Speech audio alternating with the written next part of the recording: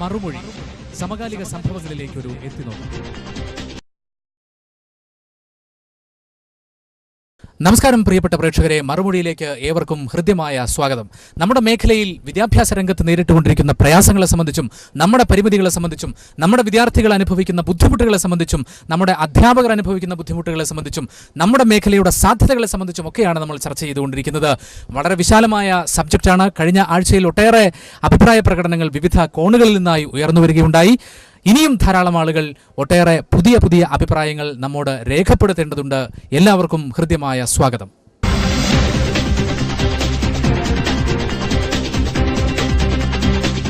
ആദിവാസി കുട്ടികളുടെയും ഇത്തരം കുട്ടികളുടെ ശ്രദ്ധിക്കണം എന്നാണ്.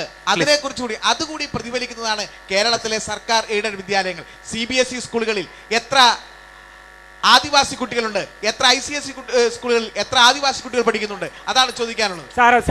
ചർച്ചയിൽ പങ്കെടുത്തുകൊണ്ട് ധാരാളം ആളുകൾ ഒരുപാട് കാര്യങ്ങൾ പറഞ്ഞു.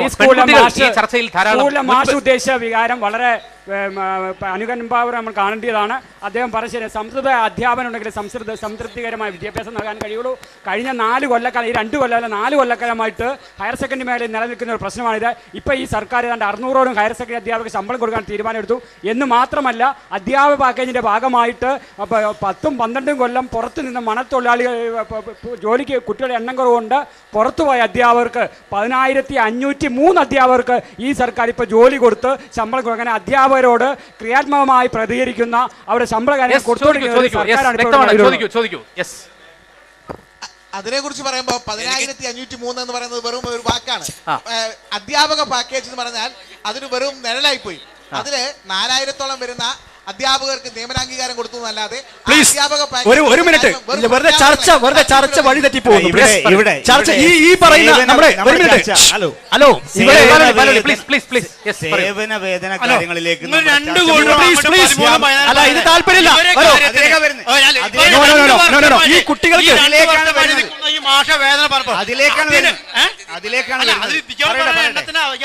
ഇവിടെ മറുപടിയല്ല.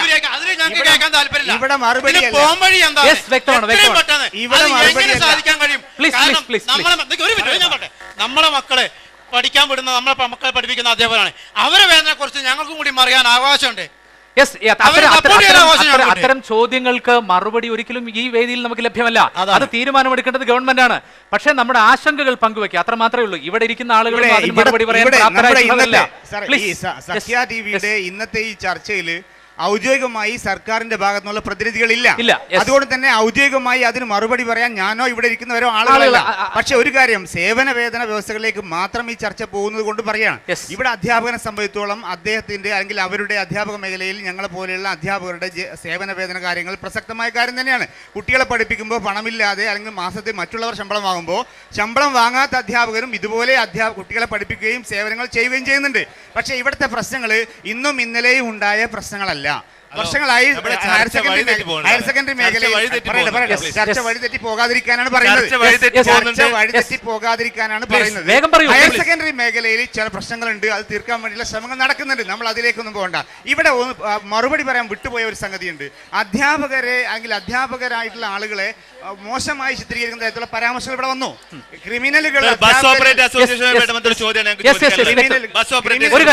നേരത്തെ ചോദിച്ച ഒരു ചോദ്യത്തിന് മറുപടി പറഞ്ഞു പോവാം.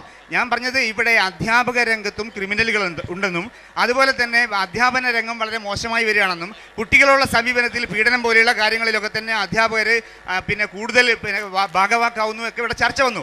അത്തരം ചർച്ചകൾക്ക് മറുപടി പറയാതെ പോയി കഴിഞ്ഞാൽ ആ രംഗത്ത് എന്തോ നിലനിൽക്കുന്നുണ്ട്, അസംബന്ധം നിലനിൽക്കുന്നു എന്ന ഒരു ധാരണ ഈ ചർച്ച കേൾക്കുന്നവർക്ക് ഉണ്ടാവുമെന്നുള്ളതുകൊണ്ടാണ് ഇടപെട്ടത്.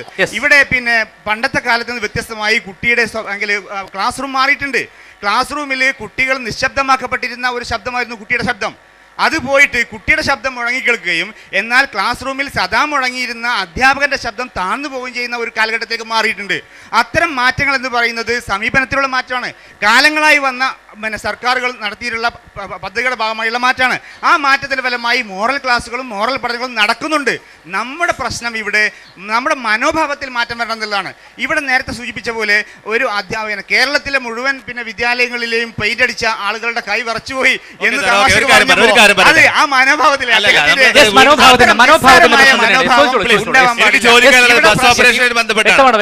നേരത്തെ അവർ പറഞ്ഞത് പിന്നെ ഗവൺമെന്റ് KSRTC ബസ്സുകളിൽ വിദ്യാർത്ഥികളെ കയറ്റാതെ സ്വകാര്യ ബസ്സുകളിൽ മാത്രം കയറ്റി അവർ മാത്രം അതിന്റെ റിസ്ക് അനുഭവിക്കുന്ന അവസ്ഥയാണ് ഇപ്പൊ ബസ് ഓപ്പറേഷൻ പ്രതിനിധീകരിച്ചുകൊണ്ട് പിന്നെ മുസ്തഫ കളത്തുംപടിക്കൽ പറഞ്ഞത്.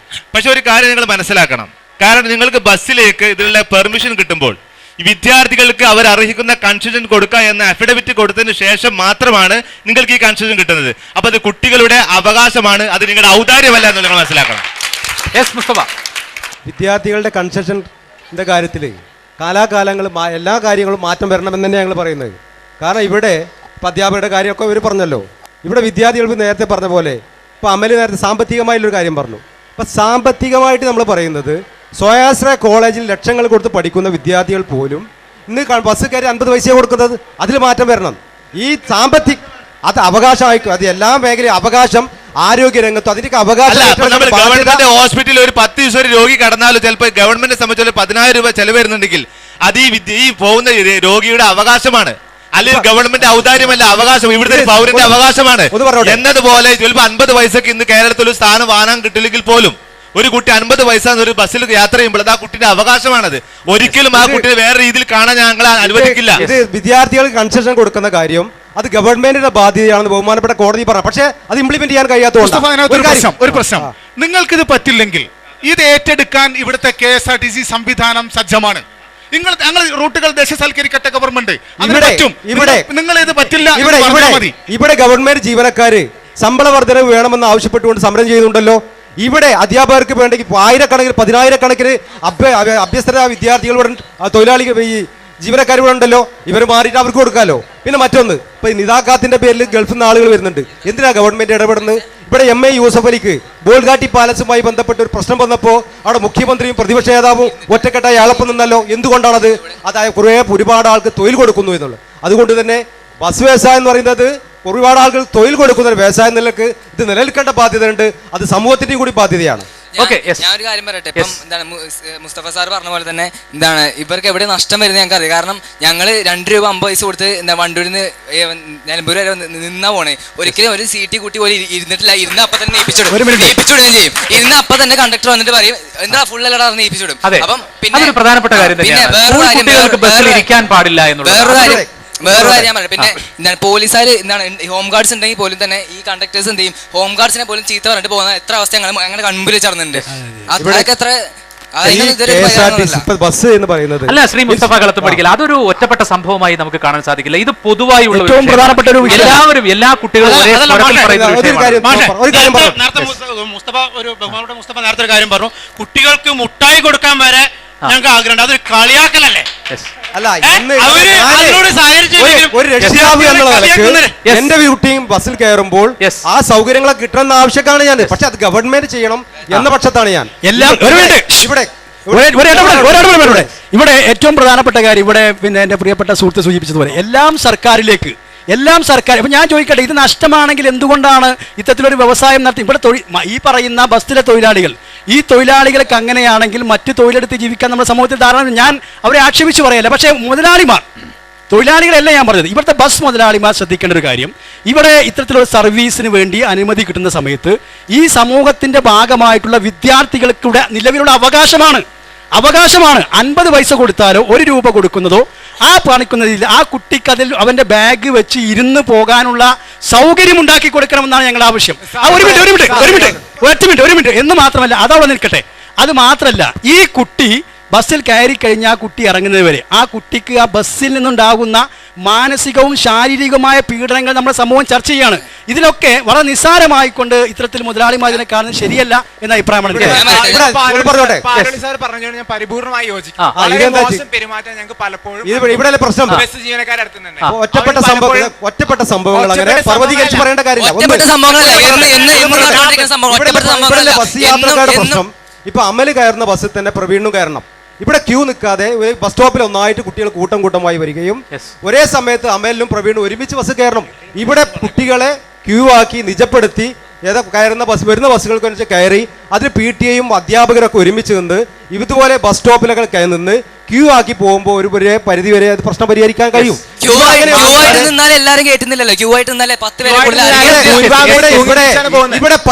ഇവിടെ 25,000-ലധികം വിദ്യാർത്ഥി കാര്യത്തില് പിന്നെ കുട്ടികളുടെ ഭാഗത്തും കുറെ വീഴ്ചയൊക്കെ ഉണ്ട്. കാരണം ബസ് വന്നു കഴിഞ്ഞിട്ടുണ്ടെങ്കിൽ എല്ലാവരും കൂടി ഒന്നിച്ച് തിരക്കി കയറുക.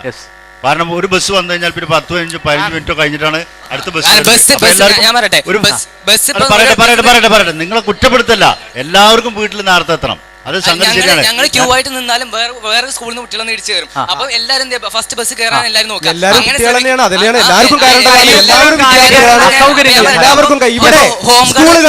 സ്കൂളുകളിൽ വിദ്യാർത്ഥികളെ കൊണ്ടുപോകുന്നതിന് വേണ്ടി ഇത്തരം പ്രയാസമുള്ള സ്കൂളുകളിൽ സ്കൂൾ ബസ്സുകൾ ഉണ്ടാവണം. ഇവിടെ അങ്ങനെ സൗകര്യങ്ങൾ ഉണ്ടാക്കണം. എന്നാലേ ഒരു സ്വകാര്യ ബസ്സുകാരെ മാത്രം കുറ്റപ്പെടുത്തി ഇങ്ങനെ പറഞ്ഞ്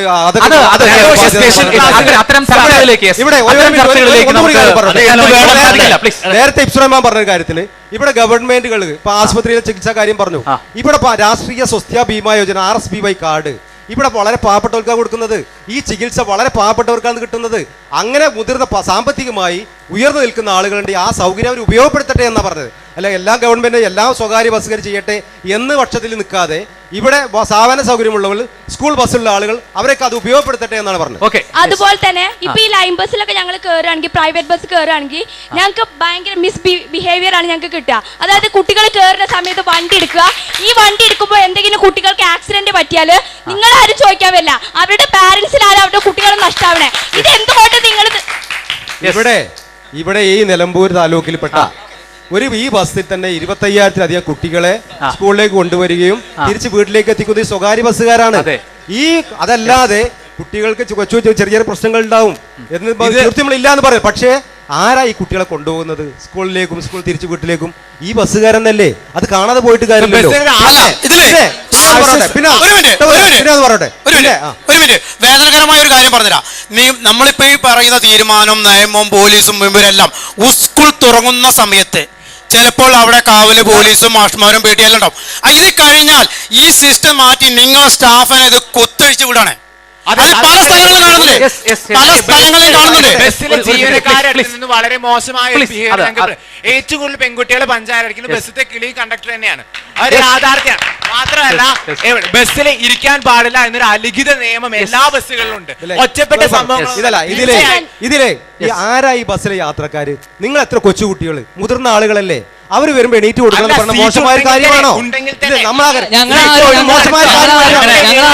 മോശമായ കാര്യമല്ല. കുട്ടികൾക്ക് ബഹുമാനം ഉണ്ടാവണം. മുതിർന്ന ആളുകൾ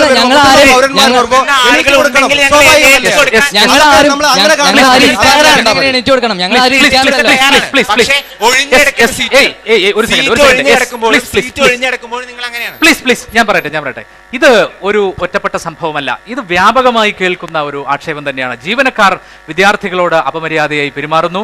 അവർ സൗജന്യമായി യാത്ര ചെയ്യുന്നത് ഇവർ നൽകുന്ന എന്തോ ഒരു സൗജന്യമാണെന്ന നിലയിലൊക്കെ കണക്കാക്കുന്നു എന്നത് വളരെ പ്രധാനപ്പെട്ട വിഷയം തന്നെയാണ്. കാലങ്ങളായി നിൽക്കുന്നത് തന്നെയാണ്. ഇത് തീർച്ചയായും പരിഹരിക്കപ്പെടേണ്ടതാണ്. ശ്രീ മുസ്തഫ കളത്തുംപടിക്കൽ പറഞ്ഞ പോയിന്റ് വളരെ പ്രധാനപ്പെട്ടതാണ്. ഇത്രയും വിദ്യാർത്ഥികളെ 25,000-ലധികം വരുന്ന നമ്മുടെ മേഖലയിലെ വിദ്യാർത്ഥികളെ ബസ്സിൽ കൊണ്ടുപോകുന്നതും കൊണ്ടുവരുന്നതും സ്വകാര്യ ബസ് തന്നെയാണ്. തീർച്ചയായും അതിനൊരു പകരം സംവിധാനം ഉണ്ടാകേണ്ടതുണ്ട്. KSRTC സംവിധാനം ആ നിലയിലേക്ക് കൂടി മാറ്റിയെടുക്കേണ്ടതിന്റെ ആവശ്യകത വളരെ പ്രധാനപ്പെട്ട തന്നെയാണ്. അത്തരം ചർച്ചകളിലേക്ക് നമുക്ക് വിശാലമായി പോകാൻ സാധിക്കില്ല. പരിമിതമായ സമയം, ഞാൻ തുടക്കത്തിൽ സൂചിപ്പിച്ചതുപോലെ പരിമിതമായ സമയം മാത്രമേ ഉള്ളൂ. അതുപോലെയുള്ള വിഷയങ്ങളൊക്കെ കുറച്ചുകൂടി വിശാലമായിട്ടുള്ള ഒരു വേദിയിൽ കുറച്ചുകൂടി ഗൗരവമായി ചർച്ച ചെയ്യേണ്ട വിഷയമാണ്, പരിഹരിക്കപ്പെടേണ്ട വിഷയമാണ് എന്ന് കരുതുന്നു. തൽക്കാലം ഇനി അത്തരം വിഷയങ്ങളിലേക്ക് പോകേണ്ടതില്ല. മറ്റെന്തെങ്കിലും പ്ലീസ്. ചെറിയൊരു കാര്യം ഇദ്ദേഹത്തിന് മാത്രം പറയാം. ഇദ്ദേഹം വന്ന ഈ റോഡിന്റെ അവസ്ഥ വേറൊന്നും ഞാൻ പറയുന്നില്ല. വേറെ ആവാസങ്ങളും കാര്യങ്ങളും ചോദിക്കില്ല പാലോളി സാറിനോട്. അദ്ദേഹം വന്ന ഈ റോഡ് ഇനി എന്ത് ലക്ഷങ്ങൾ വാരിക്ക് വരണം അതാക്കണം ഒന്നും പറയുന്നില്ല. അത് അദ്ദേഹം വന്ന വഴിയാണ്, അദ്ദേഹം കണ്ടു, അതിനെന്തെങ്കിലും പരിഹാരം ഉണ്ടാവുമെന്ന് അദ്ദേഹത്തിന് മനസ്സിലാകുന്നുണ്ടാവുമെന്ന്. തീർച്ചയായിട്ടും ഈ റോഡ് മാത്രമല്ല, നിലമ്പൂർ നഗരസഭയിലെ നിലവിൽ നിങ്ങൾ എല്ലാവരും പരിശോധിച്ചാൽ മനസ്സിലാവും, ഇവിടെ ഇപ്പൊ പൊട്ടിപ്പൊളിഞ്ഞ ടാറിട്ട റോഡുകൾ ഒന്നും നിലമ്പൂരിലില്ല. ഇനി നമുക്ക് നന്നാക്കാനുള്ളത് വളരെ ഇത്തരത്തിലുള്ള ചെറിയ റോഡുകൾ മാത്രം. ഇവിടെ ഏറ്റവും പ്രധാനപ്പെട്ട കാര്യം ഈ വാർഡ് ഇപ്പൊ നിലമ്പൂരിനകത്ത് നഗരസഭയായാലും ഏത് നഗരസഭയായാലും റോഡുകളൊക്കെ ഉണ്ടാക്കുന്നത് ആ വാർഡിലെ വാർഡ് സഭയും അവിടുത്തെ കൗൺസിലും മുൻകൈ എടുത്തുകൊണ്ടാണ്. ഇവിടെ നമ്മുടെ രാഷ്ട്രീയത്തിന് അതീതമായിക്കൊണ്ട് പ്രത്യേകിച്ചും ഇവിടെ ഉയർന്നു വന്നൊരു കാര്യം നിരക്ക് തീർച്ചയായും ഈ റോഡ് ഈ സീസണിൽ തന്നെ നന്നാക്കുന്നതിന് വേണ്ടി നടപടി സ്വീകരിക്കുന്ന കാര്യത്തിൽ മറുമൊഴി സമകാലിക സംഭവങ്ങളിലേക്ക് ഒരു എത്തിനോക്കും. ടൈൽസ് ഹോൾസെയിൽ വിപണന രംഗത്ത് പതിറ്റാണ്ട് പാരമ്പര്യത്തിന്റെ വിശ്വാസമാർജിച്ച കളപ്പാടൻ ഗ്രൂപ്പിന്റെ സമ്പൂർണ്ണ retail shop Asian, Somany, Regency, Coral Granito, കോഴ്സൺ എന്നീ പ്രമുഖ കമ്പനികളുടെ വെട്രിഫൈഡ് സെറാമിക് ടൈൽസുകൾ, സിറ, ബെൽജിനോ തുടങ്ങിയ ഇന്ത്യൻ വിദേശ കമ്പനികളുടെ സാനിറ്ററി ആൻഡ് ബ്രാൻഡ് CP ഫിറ്റിംഗ്സുകൾ, കിച്ചൺ സിങ്കുകൾ, ഗ്ലാസ് ഫിറ്റിംഗ്സുകൾ, വാട്ടർ ടാങ്കുകൾ. ഏറനാട്ടിലെ ഏറ്റവും വലിയ showroom Kalappadan building materials, Pathappiriyam. Phone 0483 2700 587 2701901. മറുമൊഴി സമകാലിക സംഭവങ്ങളിലേക്ക് ഒരു എത്തിനോക്കും. ഇവിടെ ഒരു വിദ്യാർത്ഥി എന്നതിലുപരി ഒരു അധ്യാപികയുടെ മകൾ എന്ന നിലയിൽ സംസാരിക്കാനാണ് ഞാൻ ആഗ്രഹിക്കുന്നത്. എന്റെ അമ്മ ഒരു പൊതുവിദ്യാഭ്യാസ സ്ഥാപനത്തിൽ ജോലി ചെയ്യുന്നയാളാണ്. ഞാൻ ഫാത്തിമഗിരി. ഇപ്പൊ ഈ ചർച്ചയുടെ ആദ്യം ഉബൈദ് സാർ പറഞ്ഞു, ഇത്തരത്തിൽ പൊതുവിദ്യാഭ്യാസ സ്ഥാപനങ്ങളിൽ ജോലി ചെയ്യുന്നവർ തങ്ങളുടെ മക്കളെ അത്തരത്തിലുള്ള സ്ഥാപനത്തിൽ തന്നെ വിടണമെന്ന്. ഇവിടെ എന്താ അധ്യാപകർക്ക് അവരുടെ മക്കളുടെ ഭാവിയെ കുറിച്ച് തീരുമാനിക്കാനുള്ള ഒരു അവകാശം പോലും ഇല്ലേ? ഒരിക്കലും ഒരു സംഘടനയുടെ രക്ഷയ്ക്ക് വേണ്ടിയിട്ടല്ല. പറഞ്ഞിരുന്നു, ആങ്കർ നേരത്തെ പറഞ്ഞിരുന്നു, ആ സംഘടനയെ രക്ഷിക്കാൻ വേണ്ടിയിട്ട് മക്കളെ അവിടെ ചേർക്കണമെന്ന്. ഒരിക്കലും ഒരു പാരന്റും തന്റെ കുട്ടിയുടെ ഫ്യൂച്ചറിനെ അങ്ങനെയല്ല ഒരിക്കലും ഞാൻ പറയുന്നില്ല.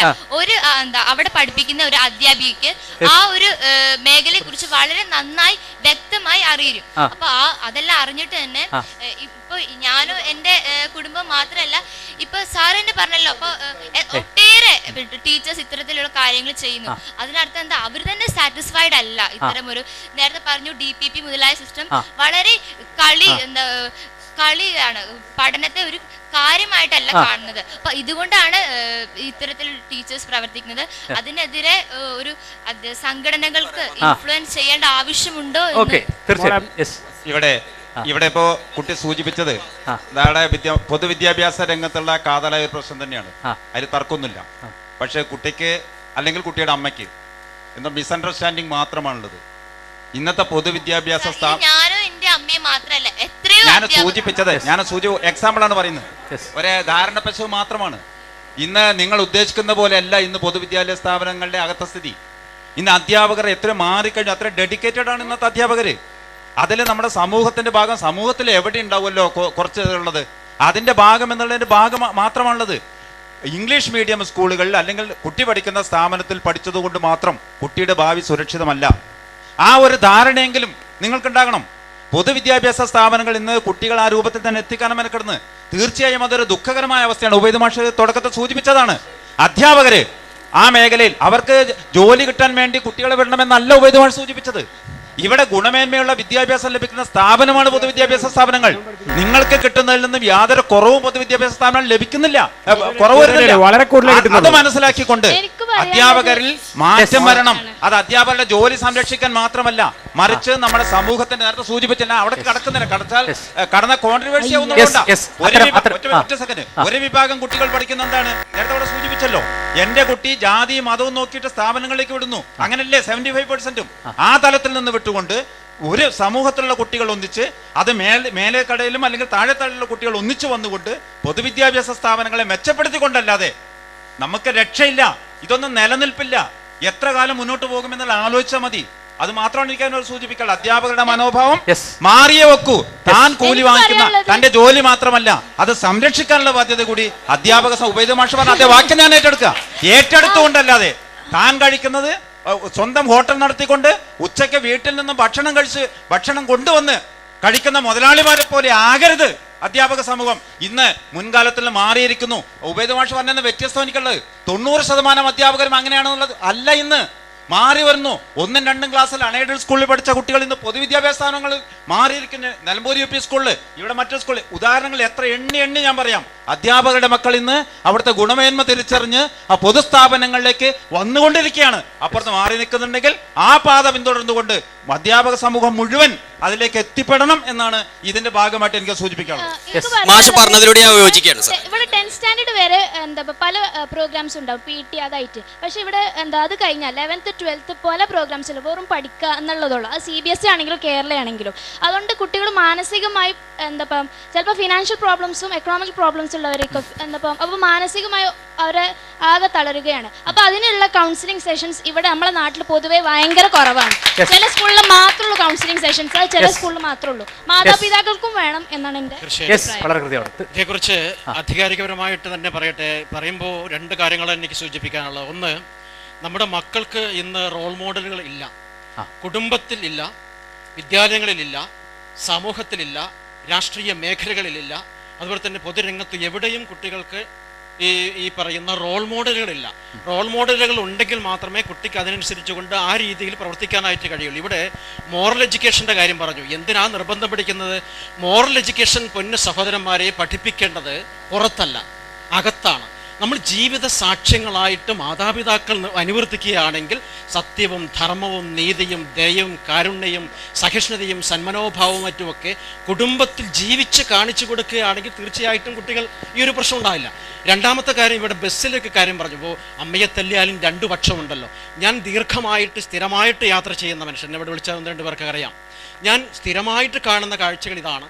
മക്കളെ, നിങ്ങളെ പോലുള്ള കുട്ടികൾ ബസ്സിൽ കയറുമ്പോൾ ആ കണ്ടക്ടർമാരോടൊക്കെ വളരെ മോശമായിട്ട് പെരുമാറുന്നത്, വളരെ മ്ലേച്ഛമായിട്ട് ചീത്ത പറഞ്ഞ് തെറി വാക്കുകൾ പറഞ്ഞ്. അപ്പം ഞാൻ സ്വകാര്യത്തിൽ, സോറി നിങ്ങളെ ഇൻസൾട്ട് ചെയ്യാൻ വേണ്ടി പറയല്ല, ഞാൻ സ്വകാര്യത്തിൽ ഒരു കണ്ടക്ടറോട് പറഞ്ഞു, മോനെ അതിൻ്റെ കുഴപ്പം മാതാപിതാക്കൾ ആയിരിക്കാം, അതുകൊണ്ട് മോനൊന്നും മിണ്ടാതിരിക്കുന്ന കണ്ടക്ടറോട് പറഞ്ഞപ്പോൾ അവൻ വായടച്ചു. ഇവൻ അപ്പോഴും ഈ CT കാർഡ് കാണിച്ചു കൊടുക്കാതെ, പൈസ കൊടുക്കാതെ ഈ കണ്ടക്ടറോട് ഇത്തരം ജൽപ്പനങ്ങൾ നടത്തുക.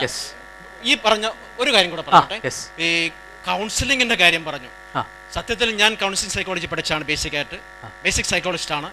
മക്കളെ, കൗൺസിലിംഗ് എന്ന് പറഞ്ഞാൽ മറ്റുള്ളവരുടെ കുഴപ്പങ്ങളെ അല്ലെങ്കിൽ പ്രശ്നങ്ങളെ പരിഹരിക്കാൻ സഹായിക്കുക. എന്തിനാണ് ഇവിടെയൊക്കെ പോകുന്നത്? എന്തുകൊണ്ടാണ് ഇവിടെ കൗൺസിലിംഗ് സെൻ്ററുകളൊക്കെ മുടച്ചു പോകുന്നത്? കുടുംബത്തിൽ സമാധാനമില്ല, കുടുംബത്തിൽ ശാന്തിയില്ല, കുടുംബത്തിൽ സ്നേഹമില്ല, കാരുണ്യമില്ല. അപ്പോൾ അടിസ്ഥാനപരമായിട്ട് കുടുംബം നന്നായാൽ സമൂഹം നന്നാവും, കുടുംബം നന്നായാൽ സ്കൂളിൽ പഠിക്കുന്ന വിദ്യാർത്ഥി നന്നാവും. അപ്പോൾ ഓരോ കുടുംബവും അതിന് അനുഗുണം വിദ്യാഭ്യാസ വിചക്ഷണനായിട്ടുള്ള ദുരത്തി ലോഹോട്സ് പറഞ്ഞു. സാർ ഒരു മിനിറ്റ്, ഇവിടെ പല കാര്യങ്ങളും ചർച്ച ചെയ്യപ്പെട്ടു. ഈ നിലമ്പൂർ മേഖലയിൽ തന്നെ ധാരാളം ഭിന്ന വിഭാഗക്കാരുള്ള കോളനികൾ ഇഷ്ടംപോലെ ഉണ്ട്. അവർക്കൊന്നും യാതൊരുവിധ കൺസെഷൻ കിട്ടുന്നില്ല. അതിനുള്ള സാഹചര്യം അവർക്കില്ല, അത് സത്യം തന്നെയാണ്. പിന്നെ ആനന്ദ് സാർ പറഞ്ഞ യോജിക്കുന്നു, CBSE സിലബസ് പഠിക്കാൻ പിന്നെ വിഭാഗക്കാർക്ക് സാധിക്കുന്നില്ല, അതിനുള്ള വരുമാനം അവർക്കില്ല.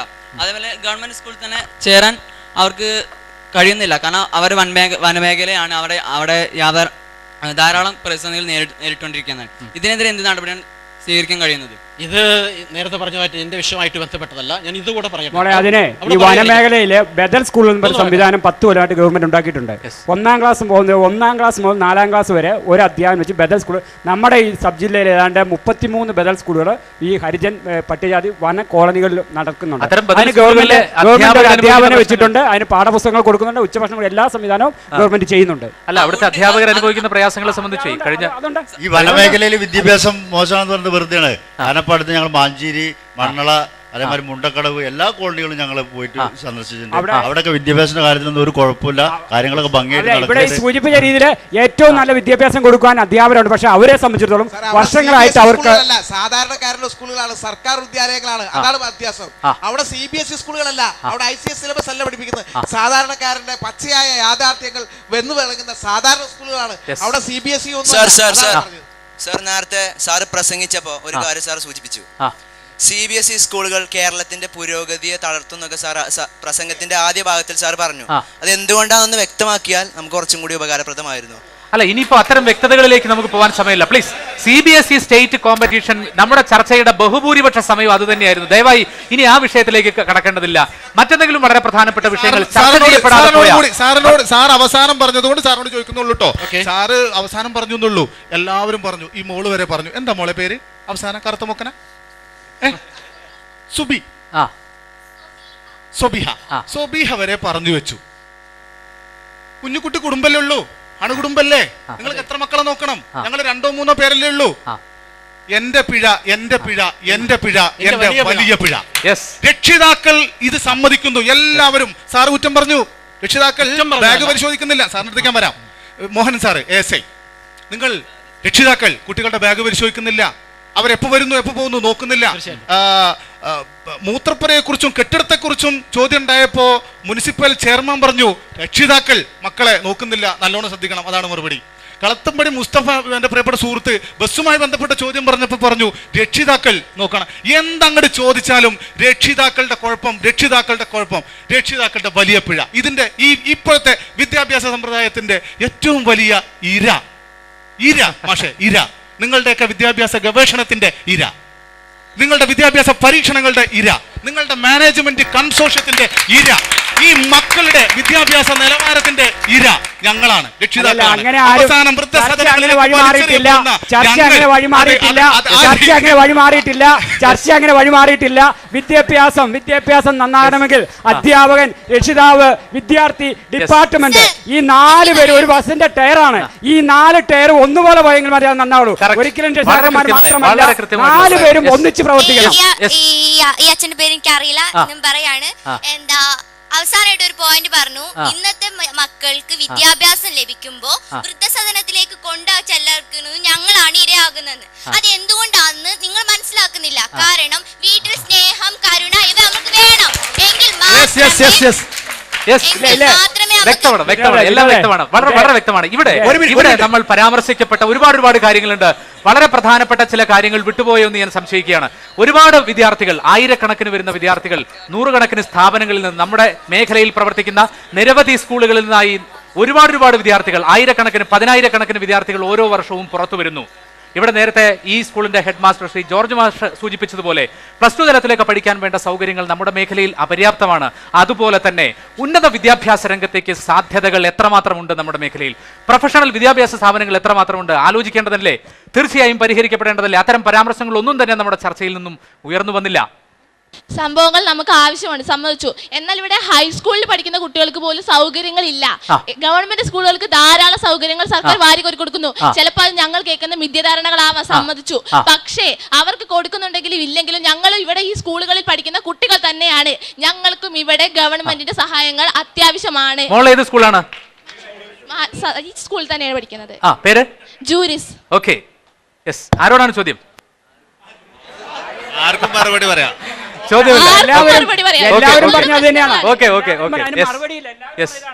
ഗവൺമെന്റ് തലത്തിൽ അതിന് മാറ്റം വരണം. എയ്ഡഡ് സ്കൂളുകൾക്കും ഫണ്ടുകൾ കൊടുക്കാൻ സംവിധാനം ഉണ്ടാകേണ്ടതുണ്ട്. അതെ, ഉപേദ്മാഷ് പറഞ്ഞോണ്ടാലും പറയുന്നില്ല, ഇപ്പൊ ആവശ്യപ്പെടുന്നത് തന്നെയാണ്. ഈ വിഷയം പറയേണ്ടത് ഇതുമായി ബന്ധപ്പെട്ട ഒരു കാര്യം. ഇപ്പൊ എല്ലാവരും പറയുന്നുണ്ട് പൊതുമേഖല അതുപോലെ തന്നെ ഗവൺമെന്റ് സ്കൂളുകൾക്ക് കിട്ടുന്ന അതേ എല്ലാ അംഗീകാരങ്ങളും മറ്റു കാര്യങ്ങളും ഗവൺമെന്റിൽ നിന്ന് അല്ലെങ്കിൽ ത്രിതല പഞ്ചായത്തുകളിൽ നിന്ന് നമുക്ക് എയ്ഡഡ് സ്കൂളുകൾക്കും കിട്ടണം എന്നുള്ളത്. പക്ഷേ ഇവിടെ ഒരു സ്കൂളിൽ, ഒരു UP സ്കൂളിലോ എയ്ഡഡ് സ്കൂളിലോ, ഒരു UP സ്കൂളിലോ അല്ലെങ്കിൽ LPയിലോ ഒരു എയ്ഡഡിൽ ഒരു അധ്യാപകനെ നിയമിക്കുമ്പോൾ കിട്ടുന്നത് 15-20 ലക്ഷം രൂപയാണ്. പക്ഷേ എത്രയോ ഇവിടെ നിലമ്പൂരി പരിസരത്ത് എത്രയോ സ്കൂളുകളുണ്ട്, എയ്ഡഡ് സ്കൂളുകൾ, ഒരു ഫാൻ ഇല്ലാത്ത, ഒരു ഗേൾസ് ഫ്രണ്ട്ലി ടോയ്ലറ്റ് ഇല്ലാത്ത, അല്ലെങ്കിൽ മറ്റ് സൗകര്യങ്ങളില്ലാത്ത, ഇൻഫ്രാസ്ട്രക്ചറുകൾ ഇല്ലാത്ത ഒരുപാട് സ്കൂളുകളുണ്ട്. ഈ 15-20 ലക്ഷം വാങ്ങിയിട്ട് എന്താണ് നിങ്ങൾ ഈ സ്കൂളിന് വേണ്ടി ചെയ്യുന്നത്? നിങ്ങൾക്കത് കഴിയില്ലെങ്കിൽ അത് ഗവൺമെന്റ് തിരിച്ചേൽപ്പിക്കാനുള്ള സന്നദ്ധ നിങ്ങൾ കാണിക്കണം. തീർച്ചയായും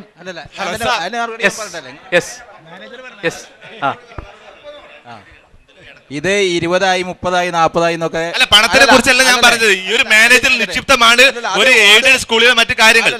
അതെ, ഇൻഫ്രാസ്ട്രക്ചർ ഉണ്ടാക്കുന്നതിനും ഇതുണ്ടാക്കുന്നതിനും വേറൊന്നുമില്ല. സർക്കാർ ഗ്രാൻഡോ അല്ലെങ്കിൽ അങ്ങനത്തെ കാര്യങ്ങളൊന്നും ഞങ്ങൾക്ക് സർക്കാർ ചെറിയ ഗ്രാൻഡുകൾ നൽകുന്നുണ്ടാവാം. പക്ഷേ ഈ പൊതുമേഖലാ സ്ഥാപനത്തിൽ കുട്ടികളെ പഠിപ്പിക്കുമ്പോൾ ഇതിനകത്തൊരു വരുമാനമോ അല്ലെങ്കിൽ അങ്ങനത്തെ കാര്യങ്ങളോ ഗവൺമെന്റ് സ്കൂൾ ഈ എയ്ഡഡ് സ്കൂളിനില്ല. പിന്നെ നിങ്ങൾ പറഞ്ഞ 20 ലക്ഷം 30 ലക്ഷം വാങ്ങിയിട്ട് എന്ത് ചെയ്തു? ഇതൊക്കെ തന്നെ ചെയ്തത്. പക്ഷേ സാർ, ഇതിനൊക്കെ ഓരോ സംഘടനകളുടെ നേതൃത്വത്തിലാണ് പല സ്കൂളുകളും വരുന്നത് അല്ലെ? ഈ സംഘടന ഒരുപാട് പൈസ നിങ്ങൾക്ക് കിട്ടുന്നുണ്ട് അല്ലെ? അത് എല്ലാ NSS ആയാലും MBS ആയാലും എല്ലാ മേഖലയിലും ഒരുപാട് സാമ്പത്തിക സഹായം നിങ്ങൾക്ക് കിട്ടുന്നുണ്ട്. അതൊരു യാഥാർത്ഥ്യം തന്നെയാണ്. പക്ഷേ ഞാൻ മനസ്സിലാക്കിയെടുത്തോളം അതൊരു യാഥാർത്ഥ്യം എന്നാണ് ഞാൻ മനസ്സിലാക്കുന്നത്. ഒന്ന് പഠിച്ചിട്ട് അനുഭവിക്കുന്ന ആളുടെ കേട്ടോ, അതെ, അത് മറുപടി ചോദിച്ചാൽ മറുപടി തിരിയല്ലേ? അത് നിങ്ങൾ മിഥ്യധാരണയാണ്. ഇതൊരു കരയോഗത്തിന്റെ സ്കൂളാണ്.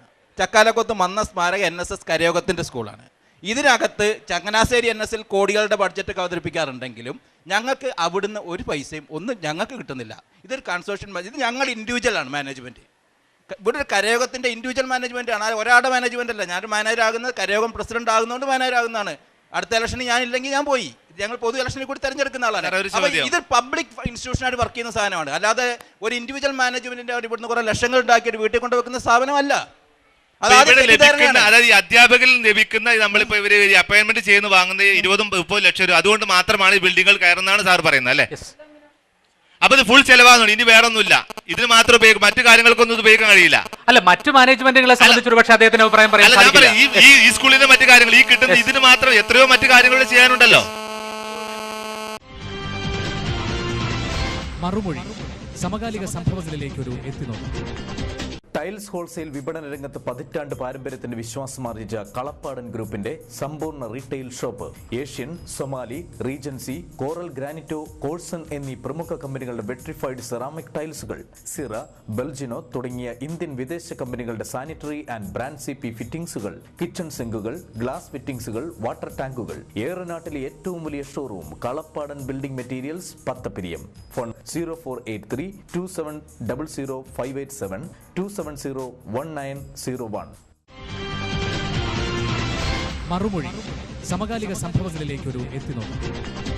നേരത്തെ ഇവിടെ സാറ് പറഞ്ഞു ഞങ്ങളുടെ സ്കൂളിൽ മൊബൈലും അങ്ങനെ സ്വഭാവ രൂപീകരണമായിട്ട് ബന്ധപ്പെട്ട് മൊബൈലും അല്ലെങ്കിൽ അങ്ങനത്തെ സാധനങ്ങൾ കൊണ്ടുവരുമ്പോൾ ഇപ്പം ഞങ്ങളുടെ സ്കൂളിൽ നിങ്ങളുടേതായ നിയമങ്ങളാണ്, അതുകൊണ്ട് നിങ്ങൾക്ക് അതിനെതിരെ ആക്ഷൻസ് എടുക്കാം. പക്ഷേ നേരെ മറിച്ച് ഗവൺമെന്റ് സ്കൂളിലാകുമ്പോൾ ഒന്ന് കുട്ടിയെ നോക്കി പേടിപ്പിച്ചാൽ അധികാരികൾ ആക്ഷൻ എടുക്കും പറയും. അതിലൂടെ നിങ്ങളിങ്ങനെ കുട്ടികൾ ഇതൊക്കെ കൊണ്ടുവരുന്നത് പ്രോത്സാഹിപ്പിക്കുകയല്ലേ ചെയ്യുന്നത് യഥാർത്ഥത്തിൽ? നമുക്ക് അത്തരം ചോദ്യങ്ങളിലേക്ക് ഇനി പോകേണ്ടതില്ല. നമുക്ക് ചർച്ച അവസാനിപ്പിക്കേണ്ടിയിരിക്കുന്നു. വളരെ പ്രധാനപ്പെട്ട വിഷയങ്ങൾ തന്നെയായിരുന്നു നമ്മളെല്ലാം ചർച്ച ചെയ്തിട്ടുള്ളത്. പക്ഷേ പരിമിതമായ ചില കാര്യങ്ങളിൽ മാത്രം ഒതുങ്ങിപ്പോയി എന്നുള്ള ഒരു ആക്ഷേപമുണ്ട് നമ്മുടെ മേഖലയുടെ. ഒരു നിർദ്ദേശം, നമ്മുടെ ഇവിടെ ഏറ്റവും കൂടുതൽ രണ്ട് കൂട്ടരും അപ്പുറം ഇപ്പുറമായിട്ട് വാദപ്രതിവാദം നടത്തിയത് അത് വാദപ്രതിവാദമായിട്ട് പോകേണ്ടതല്ല. ഈ ഇന്ന് വിദ്യാർത്ഥികൾക്ക് മാത്രമല്ല, മൂല്യചൂഷണം എന്ന് പറഞ്ഞാൽ നമ്മുടെ സമൂഹത്തിൽ ഒന്നാകും ബാധിച്ചിരിക്കുകയാണ്. അത് മാറ്റണമെങ്കിൽ നമ്മുടെ ക്ലാസ് മുറികളിൽ നിന്ന് വരുന്ന കുട്ടികളിൽ ആ മൂല്യചൂഷണം മാറി അവർ നല്ല പൗരന്മാരാണ്. അതിനിപ്പോൾ ഇവിടെ സിലബസിലില്ല, അതുകൊണ്ട് ഞങ്ങൾക്ക് പഠിപ്പിക്കാൻ പറ്റില്ല. കൗൺസിലിംഗ് ഇതിൻ്റെ ഒന്നും ആവശ്യമില്ല. ഒരു സ്കൂളിൻ്റെ പശ്ചാത്തലത്തിൽ അവിടുത്തെ PTA-യും അവിടുത്തെ മാനേജ്മെൻറ്റും അവിടുത്തെ അധ്യാപകരും രക്ഷിതാക്കളും കൂടിയിട്ട് മോറൽ വിദ്യാഭ്യാസം ആ സ്കൂളിൽ നടക്കുവാൻ എന്തെല്ലാം ചെയ്യുന്ന ആ തീരുമാനിച്ച. ഇപ്പോൾ എൻ്റെ അറിവിൽ ഞങ്ങളുടെ പഞ്ചായത്തിൽ ഒരു സ്കൂളിൽ LP സ്കൂളാണ്, അവിടെ ഒരു വർഷം ഈ കുട്ടികൾക്കൊരു ഈ അനാഥാലയത്തിൽ കൊണ്ടൊരു ഡെപ്പി കൊടുത്തു വിടും. കുട്ടിക്ക് മുട്ടായി വാങ്ങാൻ കിട്ടുന്ന പൈസ മുഴുവൻ ആ ഡെപ്പിയിൽ നിക്ഷേപിക്കുക. എന്നിട്ട് സ്കൂൾ വാർഷികമാകുന്ന സമയത്ത് ആ ഡെപ്പി എല്ലാവരും സ്കൂളിൽ പൊട്ടിച്ചിട്ട് അതിൻ്റെ അകത്തുണ്ടാകുന്ന സംഖ്യ എത്രയുണ്ടോ ആ സംഖ്യ ആ പ്രദേശത്തുള്ള രോഗികൾക്ക് സ്കൂൾ വാർഷിക വേദിയിൽ വെച്ച് വിതരണം ചെയ്ത് കൊടുക്കുക. അങ്ങനെ വരുമ്പോഴേ ഈ കുട്ടികളുടെ ഇപ്പോൾ വെറുതെ ചിലവാക്കുന്ന പൈസ സൂക്ഷിക്കാൻ ഒരു സമയമായി മറ്റുള്ളവരെ സഹായിക്കുന്ന ഒരു കാരുണ്യ സ്വഭാവം വന്നു. ഇങ്ങനെ പരസ്പരം മൂല്യബോധം കുട്ടികൾ വളർത്തുവാനും കഴിയും, മറ്റുള്ള സഹായം അങ്ങനെയുള്ള പ്രവർത്തനങ്ങൾ സ്കൂൾ കേന്ദ്രീകരിച്ച് നടത്തുവാൻ എല്ലാവർക്കും കഴിയും. അതിനൊരു സിലബസിൽ വേണ്ട, ആരും പറയേണ്ട ആവശ്യമില്ല. ചർച്ച നമുക്ക് അവസാനിപ്പിക്കേണ്ടിയിരിക്കുന്നു. ഇത്രയും സമയം നാം ഓരോരുത്തരും ഓരോരോ വിഷയത്തെക്കുറിച്ച് പറഞ്ഞു. എന്നാൽ ഈ വിദ്യാഭ്യാസത്തിൽ ചൂഷണം ചെയ്യപ്പെടുന്ന ഒരു ഭാഗമുണ്ട്. വിദ്യാർത്ഥിനികൾ ഇന്ന് ചൂഷണത്തിന് ഇരയായിക്കൊണ്ടിരിക്കുന്ന ഒരു കാഴ്ചയാണ് നമുക്ക് കാണാൻ സാധിക്കുന്നത്.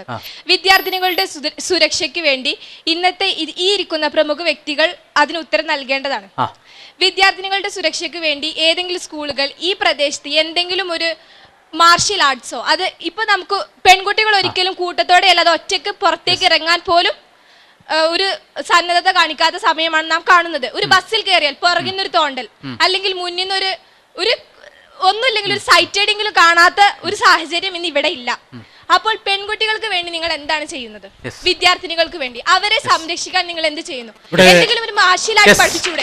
ഇവിടെ പറയട്ടെ, ഈ മോള് പറഞ്ഞത് വളരെ വാസ്തവമാണ്. നമ്മളെ പെൺകുട്ടികൾ അനുഭവിക്കുന്ന ഒരുപാട് ദുരന്തങ്ങൾ നമുക്ക് സാക്ഷ്യങ്ങളായിട്ടുണ്ട്. അപ്പോൾ പ്രധാനമായിട്ടും ശാസ്ത്രന്മാരുടെ ഇടയിൽ ചർച്ച ചെയ്യപ്പെട്ട് കണ്ടെത്തിയ ഒരു വസ്തുത എന്ന് പറയുന്നത് നമ്മുടെ സമൂഹം ഇന്ന് രോഗഗ്രസ്തമാണ്. എല്ലാ തരത്തിലും, ഞാൻ ഉദ്ദേശിച്ചത് ശാരീരിക രോഗമല്ല, മാനസിക തരത്തിലുള്ള രോഗഗ്രസ്തത്തിൽപ്പെട്ടിരിക്കുന്ന സമൂഹമാണ്.